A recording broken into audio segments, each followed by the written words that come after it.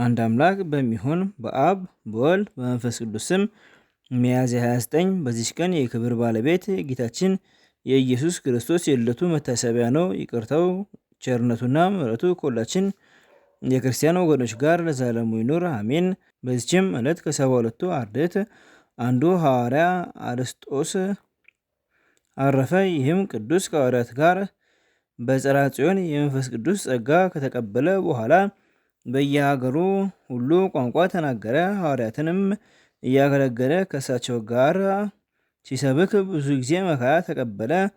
ከዚያም በኋላ ሐዋርያት መርጠው የኢየሩሳሌም ቤተክርስቲያን አስተዳደር ሾሙት። በዚያችም አገልግሎት ጥቂት ቆይቶ ብናጥስ በሚባል ሀገር ላይ ሁለተኛ ኤጲስቆጶስነት ሾሙት። በክብር ባለቤት ጌታችን ኢየሱስ ክርስቶስ ስም በውስጡ አስተምሮ አንድነትን ሶስትነትን በማሳወቅ የሰዎቿን ልቡና ብሩህ አደረገ። የጣዖታትንም ቤቶች አፍርሶ አብያተ ክርስቲያናትን ሰራ። በክብር ባለቤት በጌታችን ስም አጸናቸው። ታላላቅ አስደናቂ ተአምራትን በማድረግ መራራ የሆኑ ውሃዎችን ለውጦ ጣፋጮች አደረጋቸው። የደረቁ እንጨቶችንም እንዲለመልሙና እንዲያፈሩ አደረጋቸው። በደዌ የተጨነቁ ብዙ በሽተኞችንም አዳነ። ወደ በጎ እርጅና ደርሶ እግዚአብሔርም አገልግሎ በሰላም አረፈ። እንሆ ሐዋርያው ጳውሎስ በመልእክቱ አስታውሶታል። ለእግዚአብሔር ምስጋና ይሁን። እኛም በዚህ ሐዋርያ ጸሎት ይማረን፣ በረከቱም ከሁላችን የክርስቲያን ወገኖች ጋር ለዘላለሙ ትኑር አሜን። በዚችም ቀን ንጹሕ ደግ ቅን የሆነ የኢየሩሳሌም ኤጲስቆጶስ አባ አካክዮስ አረፈ።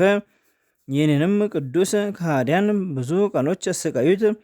እግዚአብሔርም በእጆቹ ብዙ ተአምራትን አደረገ። ከዚህም በኋላ በፍቅር በአንድነት አረፈ። ለእግዚአብሔር ምስጋና ይሁን፣ እኛንም በጸሎቱ ይማረን፣ በረከቱ ከኛ ጋር ለዘላለሙ ትኑር አሜን። በዚችም ዕለት የአባ ገምሶና ከእርሱ ጋራ የሆኑ የብዙ ሰማዕታት መታሰቢያቸው ነው። እግዚአብሔርም በጸሎታቸው ይማረን ለዘላለሙ አሜን።